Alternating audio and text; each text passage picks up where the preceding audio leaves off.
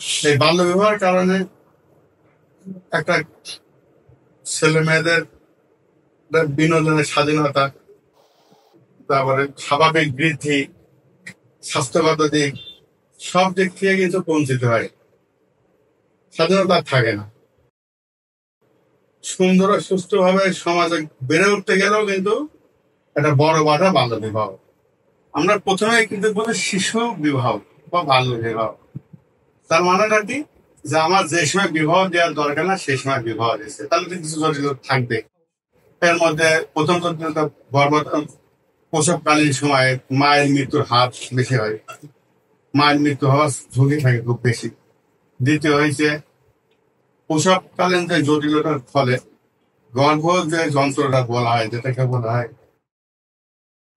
প্রজনন যন্ত্র, প্রজনন যন্ত্রের সংক্রমণ হয় এবং দীর্ঘমেয়াদী একটা অক্ষমতা বা অসুস্থতা তৈরি হয় গর্ভধারণ যন্ত্র, প্রজনন যন্ত্র বলে। আর একটা ক্ষেত্রে কি হয়, রক্ত স্বল্পতা। তা মায়ের যে পরিমাণে রক্ত দরকার হয়, সে রক্ত স্বল্পতা, সে দীর্ঘমেয়াদী ভোগ অনেক ক্ষেত্রে। আমার অনেক সময় একটা জিনিস হয় যে রক্তের স্বল্পতার পাশাপাশি ফ্রাস্ট্রেশন তৈরি হয়, একদম হতাশাগ্রস্ত হয়। বয়স অল্প, হয়তো টাকা পয়সা ইনকাম কম থাকলে সামাজিকভাবে তার একটা শারীরিক প্রভাব পড়ে, শারীরিক ও মানসিক দুই ক্ষেত্রে প্রভাব পড়ে, যার ফলে বাল্য বিবাহের ক্ষেত্রে বেশ কিছু ঝুঁকি থেকেই যায় কিশোরীদের। আমাদের কয়েকটা স্টেপ মনে রাখতে হবে। সর্বপ্রথম আমাদের দেখতে হবে আমাদের সামাজিক এবং রাষ্ট্রীয়ভাবে সচেতনতা বৃদ্ধি করতে বাল্য বিবাহের এগেইনস্টে। দ্বিতীয় হয়েছে মেয়েদের শিক্ষার হার বাড়াতে হবে, এনিহাও চেষ্টা করতে হবে যেভাবে আমাদের মেয়েদের শিক্ষার হার বাড়ানো।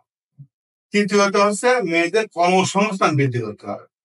শুধু শিক্ষার হার বাড়ানোর পাশাপাশি মেয়েদের যদি কর্মসংস্থানের ব্যবস্থা করা যায়, সেই ক্ষেত্রে একটা মেয়ে তখন পরিবারের যে কারণে বিবাহ দিচ্ছে, একটা মেয়ে বাবার এমনি এমনি কিন্তু বিবাহ দেয় না। আমার কিছু কিছু ক্ষেত্রে পারিবারিক চাপও আছে, যে আমার মেয়ের সংখ্যা একটু বেশি হয়েছে বা দুটো মেয়ে আছে, আমি নিজে চলতে পারছি না, আমি সেক্ষেত্রে এই মেয়েটাকে বড় করবো, আমি পড়াশোনা সেবো কিরকম চালাবো, তখন আমরা বিবাহ দিয়ে দিচ্ছি।